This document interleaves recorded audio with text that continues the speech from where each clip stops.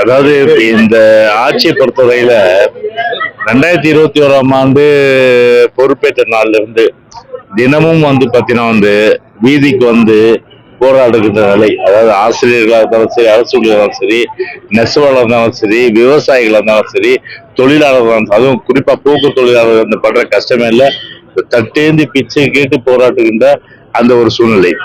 அப்படி ஒரு சூழ்நிலை தமிழ்நாடே ஒரு போராட்ட களம், ஒரு கண்ணீர் சிந்துகின்ற ஒரு நிலை.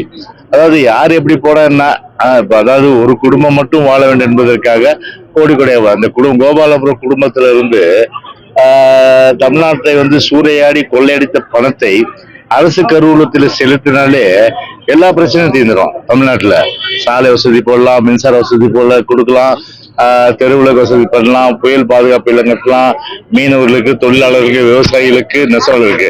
அதான் 4 லட்சம் கோடி இந்த 4.25 ஆண்டுல கொள்ளடிச்சது ஆளுநர்கிட்ட பொதுச்செயலாளருடைய தலைமையில நாங்கெல்லாம் போய் கொடுத்தோம். இன்னைக்கு அந்த மாதிரி நீங்க தேர்தல் காலத்துல கொடுத்த வாக்குறுதி அது நிறைவேற்றணும்.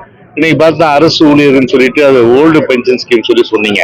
ஆனா புதுப்பிக்கப்பட்ட, அதாவது உறுதியளிக்கப்பட்ட ஒரு பேர் வைக்கிறதுக்கு இந்த அரசாங்கத்துக்கு பஞ்சமே இருக்காது. பேர் வைக்கிறதுல பஞ்சமே இல்லாத ஒரு அரசாங்கம் இன்றைக்கு பார்த்தீங்கன்னா எல்லாமே இன்னைக்கு வீதிக்கு இறங்கி போராடுகின்ற ஒரு துர்பாக்கியமான நிலைமை தான் இன்றைக்கு தமிழ்நாட்டில் ஏற்பட்டிருக்கு.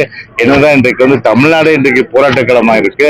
இந்த ரோம் நகரம் தீப்பற்றி எரியும்போது நீரோ மன்ன எப்படி பிடியில் வச்சிட்டான், எதை பத்தியும் கவலைப்படாம ஒரே கவலை அவருடைய மகனுக்கு, உதயநிதிக்கு ஒரு காலத்தில் முடிசூட்ட வேண்டும் என்ற அந்த ஒரு கவலை தான் ஸ்டாலினை வாட்டி வதைக்கிறது. நிச்சயமாக அது நிறைவேறாத ஒரு ஆசை, கண்டிப்பாக நிறைவேற போவதும் இல்லை.